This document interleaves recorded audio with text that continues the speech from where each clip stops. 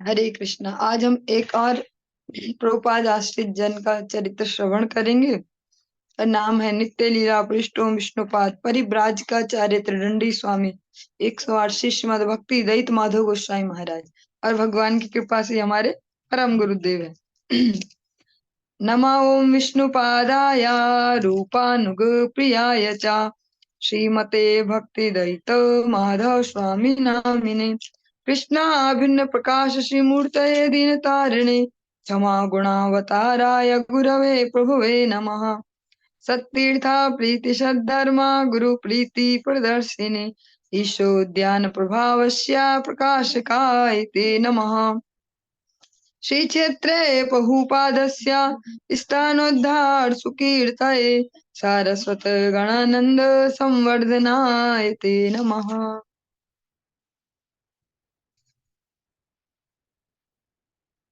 श्रील महाराज जी ने 18 नवंबर 1904 शुक्रवार श्री कृष्ण भजनादर्श वैराग्य के पराकाष्ठा शिरोमणि मूर्ति श्री श्रील गौर किशोरदास बाबा जी महाराज के नित्य लीला प्रवेश जो तिथि है उत्थान एकादशी तिथि प्रातः 8 बजे पूर्व बंग फरीदपुर जिला मादारीपुर महकमा बेदारगंज थाना के कांचनपाड़ा गांव निवासी मातुलालय मीन्स अपने नाना जी के यहाँ नानी के घर पर के घर में पिता श्री निशिकांत देव शर्मा बंदोपाध्याय एवं माता श्रीमती सैवालिनी देवी को आश्रय कर दिव्य शिशु के रूप में जन्म ग्रहण किया। पिता एवं पितामह श्री चंडीदास देव शर्मा बंदोपाध्याय ये सभी पूर्व बंग ढाका जिला विक्रमपुर परगना टंगीवाड़ी थाना अंतर्गत भराकर ग्राम निवासी थे। बालक का हेरम्ब श्री हेरम्ब कुमार बंदोपाध्याय पितृदत्त नाम था। जो पिताजी ने इनको नाम दिया था हेरम्ब कुमार बंदोपाध्याय, लेकिन प्रेम से सब इनको किंतु गणेश नाम से सभी आदर पूर्वक बालक को पुकारते थे। लेकिन जो प्रचलित नाम हुआ जैसे निक नेम बोलते हैं तो गणेश नाम से इनको बुलाते। बालक की 4 साल की उम्र में पितृदेव को नित्य धाम प्राप्त हुआ। जब ये केवल 4 वर्ष की आयु थी तो इनके पिताजी भगवत धाम पधार गए। तब माता बालक गणेश को लेकर अपने पित्रालय कांचनपाड़ा अर्थात बालक के मातामह नाना के घर में चली आई एवं बालक का लालन पालन अध्ययन कराने लगी। बालक गणेश शिशु अवस्था से ही परम सत्यवादी एवं असाधारण सद्गुणों के अधिकारी थे। अपने बाल्य बंधुओं को भी सत्य परायणता एवं सत्य कथा कहने की शिक्षा देते थे। वे बहुत दयालु परोपकारी उदार सरल निरहंकारी सहनशील गंभीर पर दुख कातर दूसरे के दुख में दुखी होना अध्यवसायी एवं भगवत विश्वासी गुणों से परिपूर्ण थे। पढ़ने के समय एक दिन स्कूल के अपने सहपाठियों के साथ दौड़ प्रतियोगिता में दौड़ लगाने के समय बीच में एक पत्थर की जड़ से चोट खाकर गिर पड़े और शरीर से रक्त बहने लगा। यह सुनकर समस्त अध्यापक एवं अभिभावक सभी दौड़कर घटना स्थल पर आए एवं बालक गणेश को उठाकर दवाई दी और बालक को बहुत सांत्वना देकर समझाया। तब बालक गणेश ने कहा, आप सब बिल्कुल मेरी चिंता न करें, मैं ठीक हूँ, शीघ्र ही स्वस्थ हो जाऊंगा। भगवान जब जो करते हैं वह सबके लिए मंगल के लिए ही करते हैं। इसमें मेरी आंखें नाक कान भी नष्ट हो सकते थे किंतु वह नहीं हुआ। एक छोटा बच्चा इस बात को बोले तो ये थोड़ा विचित्र घटना हो जाती है। कोई समझदार मैच्योर पर्सन बोले तो चलेगा, लेकिन एक छोटा बच्चा बोले तो थोड़ा डिफरेंट है कि भगवान जो भी करते हैं सबके मंगल के लिए ही करते हैं। साधारणतः हमारे लिए ये समझना बहुत मुश्किल है कि भगवान जो भी करते हैं वो सब अच्छा ही करते हैं। फिर उन्होंने साथ में एग्जाम्पल दिया कि इसमें मेरी नाक मुंह कान कुछ भी टूट टाट सकते थे, लेकिन ऐसा कुछ नहीं हुआ। मेरा पूर्व कृत दुष्कर्म का फल भोग और अधिक जोरदार था। मैंने क्या पता किस बार किस जन्म में क्या ऐसा कृत्य किया है जिसके फलस्वरूप ये दंड मिला, बल्कि और ज्यादा मिलना था। लेकिन भगवान की कृपा से कुछ नहीं हुआ। इतनी बड़ी विपत्ति में बालक गणेश के मुख से इस प्रकार सुंदर ज्ञानवती बात सुनकर अध्यापक महोदय ने उपस्थित सभी के सामने उच्च स्वर में घोषणा की, ये बालक सामान्य नहीं है। विद्यालय के उच्च श्रेणी में पढ़ने के समय गरीब बालकों को यथा योग्य शिक्षा एवं पढ़ाई के लिए एक ग्रंथागार स्थापित करके बिना मूल्य के पुस्तक वितरण करने की बहुत सुंदर व्यवस्था की। जब ये बड़ी क्लासों में पढ़ रहे थे तो फिर इन्होंने और बच्चों के लिए, जो गरीब बालक हैं जो अफोर्ड नहीं कर सकते हैं, उनके लिए एक लाइब्रेरी बनाई। इनके सुंदर शरीर, रूप लावण्य, सरल स्वभाव, आदर्श न्यायपरायणता एवं अत्यंत सहिष्णु होने के कारण बाल्यकाल से कभी किसी विषय में नेतृत्व पद के लिए वोट की जरूरत नहीं पड़ी। स्वाभाविक रूप से प्रतिष्ठित होते रहे। जब भी कहीं पे वोटिंग की जरूरत पड़ सकती थी, कुछ ऐसा हो रहा है, तो अगर ये वहां पे खड़े हैं तो वोटिंग की जरूरत नहीं। फिर पता है कि निर्विरोध इनका ही चुनाव होना है।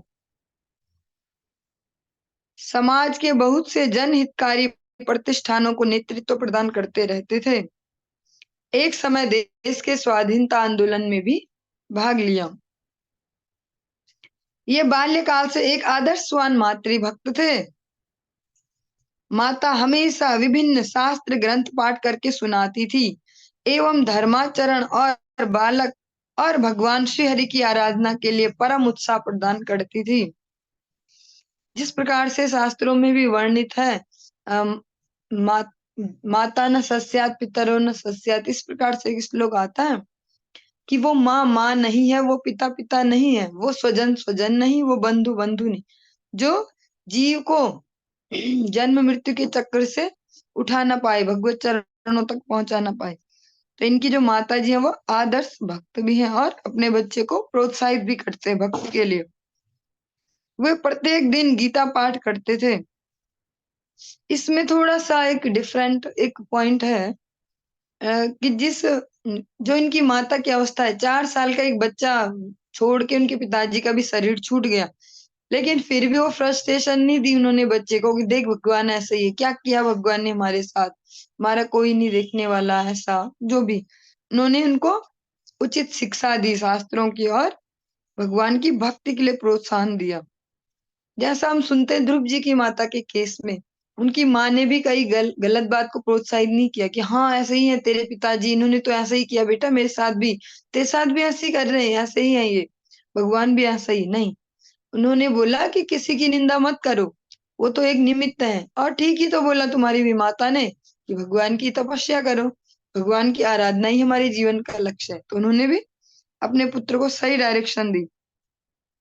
वे प्रत्येक दिन गीता पाठ करते थे और 11 साल के अंदर समस्त गीता कंठस्थ कर ली। उच्च शिक्षा के लिए कलकत्ता आए। कुछ दिन बाद भगवान के लिए बहुत व्याकुल हो पड़े।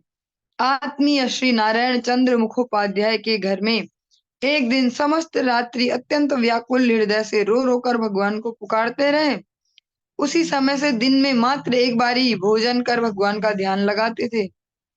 एक दिन स्वप्न में देवर्षि नारद गोस्वामी ने दर्शन दिया और उनको सांत्वना देकर दिव्य मंत्र प्रदान करके कहा, इस मंत्र का जप करने से तुमको सर्वाभीष्ट वस्तु प्राप्त होगी। नींद टूटने के बाद स्वप्न में प्राप्त मंत्र को बहुत चेष्टा करके भी पूरा याद नहीं कर पाए। जब भी हम इन चरित्रों को सुन रहे तो मैं बार बार इस सावधानी भी देती हूँ और रिमाइंड भी कराती हूँ।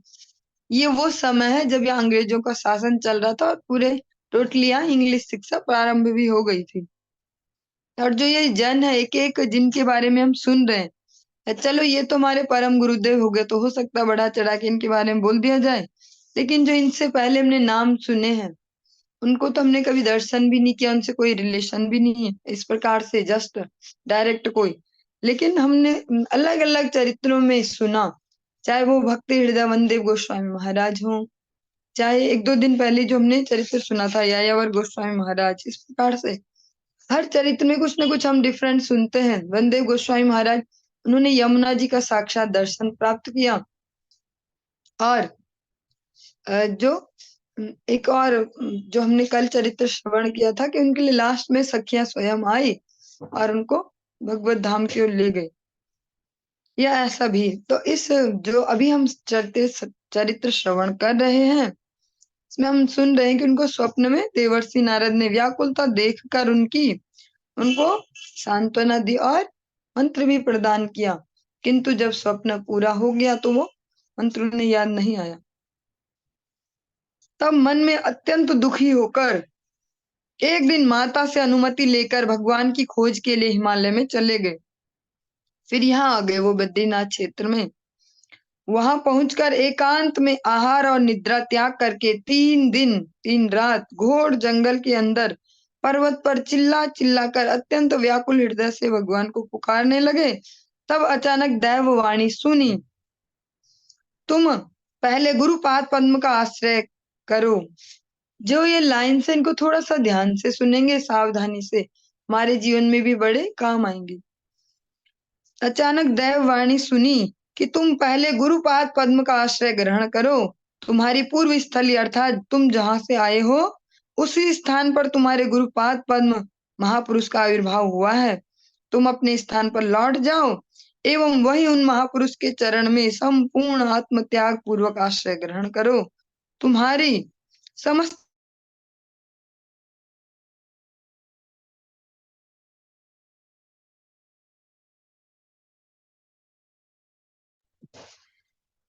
दीदी फोन कर। यह सुनकर हिमालय से वे लौट आए। दैववाणी ने जो पहली लाइन बोली वो बहुत इंपॉर्टेंट है, और वही भक्ति का पहला अंग है। रूप गोस्वामी पाद जिसको वर्णित करते हैं 64 भक्ति के अंगों में, आदो गुरु पदाश्रय। यही दैववाणी ने भी बोला कि तुम पहले गुरुपाद पद्म का आश्रय करो, क्योंकि बिना गुरुदेव के आश्रय के भगवान की ओर कोई बढ़ नहीं सकता है। ये कभी न हुआ है न कभी होगा। कोई ऐसा अलग से कोई एक्सेप्शन नहीं मिलता कि बिना गुरु के कोई डायरेक्ट भगवान तक पहुंच गए। इसलिए वो दैववाणी ने भी यही कहा कि पहले गुरुपाद पद्म का आश्रय करो। जिन ध्रुव प्रहलाद के हम बड़े बड़े नाम सुनते हैं, मीराबाई, लेकिन इनमें से कोई भी बिना गुरु का नहीं है। सबने ही पहले गुरु पदाश्रय किया है, तभी वो भक्ति पथ पर आगे बढ़ पाए। और साथ साथ ये भी बताया कि जिस स्थान से आप आए हो वहीं वो मिलेंगे आपको। और यह सुनकर वे हिमालय से लौट आए।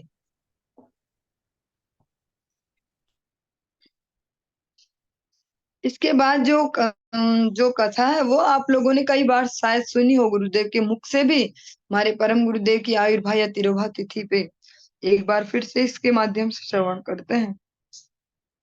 इसमें तो शॉर्ट में ही दे रखी, ज्यादा विस्तार नहीं। जब हरिद्वार पहुंचे, इसी क्रम में जब वो हरिद्वार पहुंचे हिमालय से नीचे आके, तो एक पति पत्नी ने इनको पुत्र रूप में अपनाने के लिए इनको मोहग्रस्त करने की चेष्टा की थी।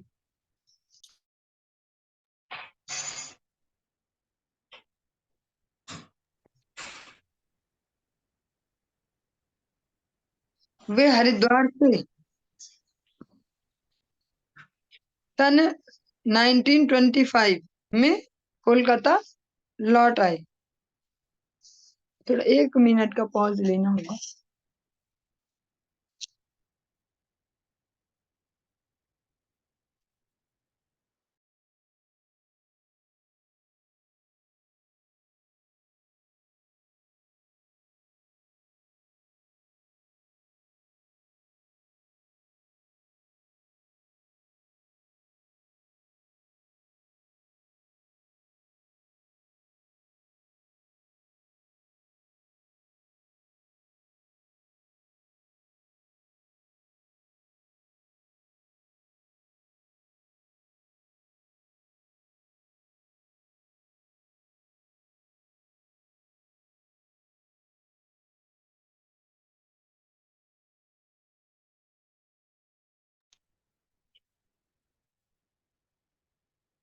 हरे कृष्ण।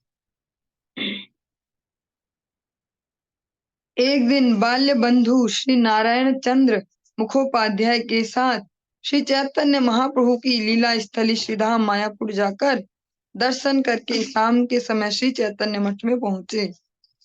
जो ये प्रसंग है इनका नवद्वीप यात्रा का, ये उस समय सर्वे ऑफ इंडिया में जॉब कर रहे थे।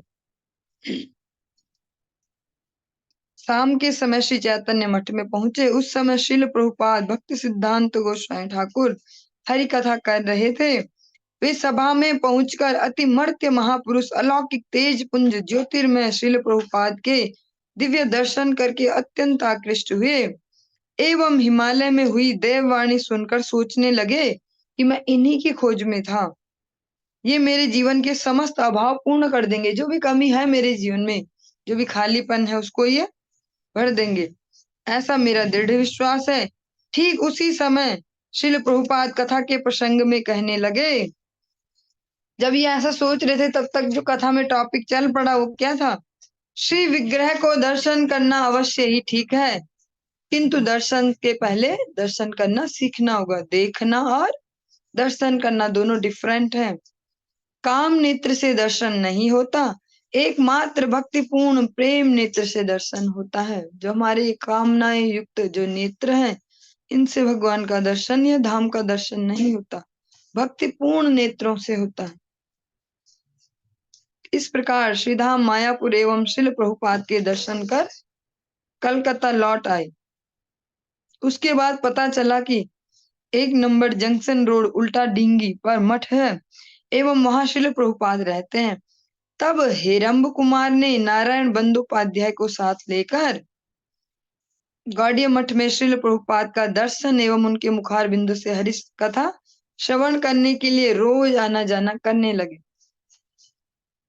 हरि कथा सुनकर पता चला कि एकमात्र निष्कपट भाव से प्रीति पूर्वक वैष्णव सेवा के द्वारा ही हरि भजन की समस्त बाधा विपत्ति दूर हट जाती है एवं शीघ्र ही भगवत कृपा प्राप्त होती है। इस लाइन को मैं थोड़ा दोबारा बोल रही हूँ, ध्यान से सुनेंगे, क्योंकि हम सभी के जीवन में यह विशेषकर कुछ ऐसे भक्त होते हैं जिनके जीवन में ये कठिन परिस्थिति होती है, तो उनके लिए इसमें से एक संकेत मिल सकता है। हरि कथा सुनकर पता चला कि एकमात्र निष्कपट भाव से प्रीति पूर्वक वैष्णव सेवा के द्वारा ही हरि भजन की समस्त बाधा विपत्ति दूर हट जाती है एवं शीघ्र ही भगवत कृपा प्राप्त होती है। जैसे बहुत सारे भक्त ऐसे होते हैं कि वो बोलते हैं कि आजकल तो फंस के ही रह गए, हम हो नहीं पा रहा कुछ भी, न तो सेंटर पे आना जाना हो पा रहा है, न कहीं कीर्तन संकीर्तन में जाना हो पा रहा है, बस ऐसे ही कुछ न कुछ फंसे रह जाते हैं। तो इसका कारण समझे चाहे समाधान समझे, बात एक ही है। बात यही है कि हमें जो वैष्णव संघ है वो जोर लगाकर करना ही होगा। यदि हम वैष्णव संघ जोर लगाकर नहीं कर रहे तो फिर हम फंसे रह जाएंगे। इसके अलावा कोई और उपाय नहीं है कि अचानक से कुछ जादू होगा और ठाकुर जी आ जाएंगे कि चल बेटा अब सब अनुकूल हो गया, ऐसा नहीं होगा। वैष्णव सेवा में जितना जोर लगाएंगे, वैष्णव संघ में, तो जो हरि भजन की जो विपत्ति है वो भी दूर हो पाएगी और शीघ्र ही भगवत कृपा प्राप्त होती है। तभी भगवान की दया होगी। ऐसा केवल मन में ये विचार करने से नहीं होगा। जैसे हम बोल दें कि अरे ऐसी सीन है, अब ऐसी सीन है, इस हफ्ते ये हो गया, उस दिन ये हो गया, लेकिन ऐसा बोलने से क्या होगा? जिसको हम ये बहाने दे रहे हैं उस पे भी कोई असर नहीं और हमारे जो जीवन की जो गति है उस पे भी कोई असर नहीं।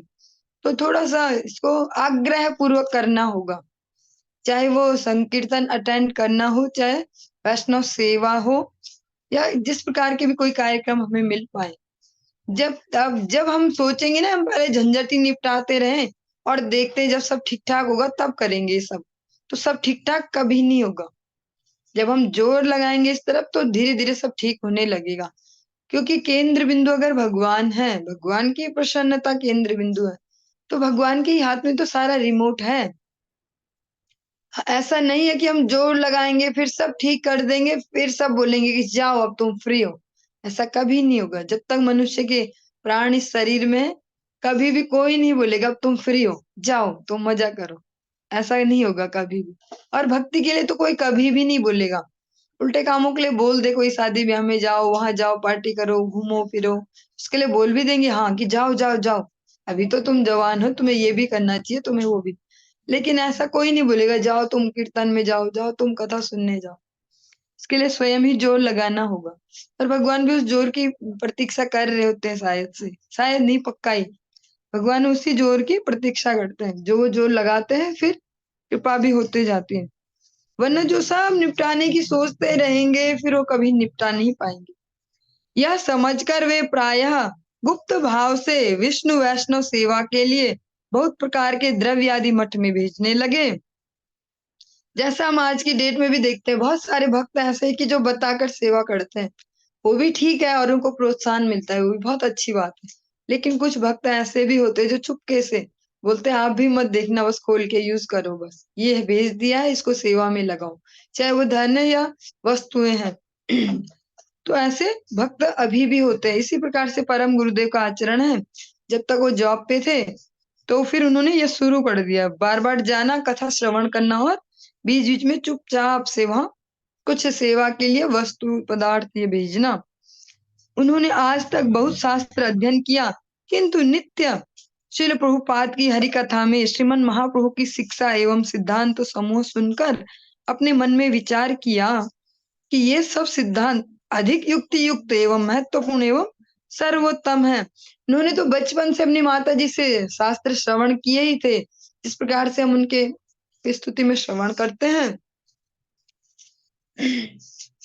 शिशुकाल सुपाठ्य सुयत्न परम जननी सविधे श्रुत शास्त्र मतम। वो बचपन से ही, शिशुकाल से ही उन्होंने शास्त्र श्रवण प्रारंभ कर दिया। उनकी माता जी ने यत्न पूर्वक उनको श्रवण करवाया ग्रंथों का। तो उन्होंने तो सारी इस प्रकार से सिद्धांत सब सुना ही है। लेकिन जब प्रभुपाद के श्रीमुख से हरि कथा सुनी, महाप्रभु के सिद्धांत सुने, युक्ति सुनी, तो उनको फिर ये लगा कि नहीं, ये थोड़ा डिफरेंट है, हाँ इनमें कुछ दम है, इनमें अच्छी युक्ति भी है और महत्वपूर्ण है, बल्कि सर्वोत्तम है।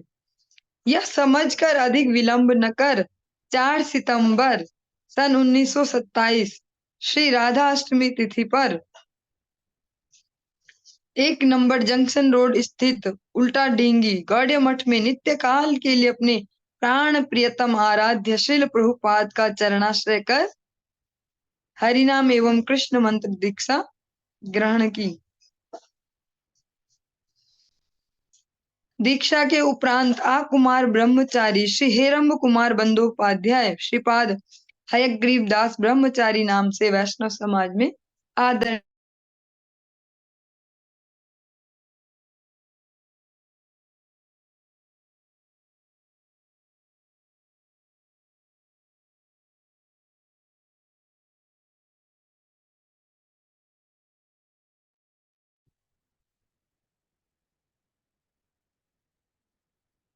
हरे कृष्णा।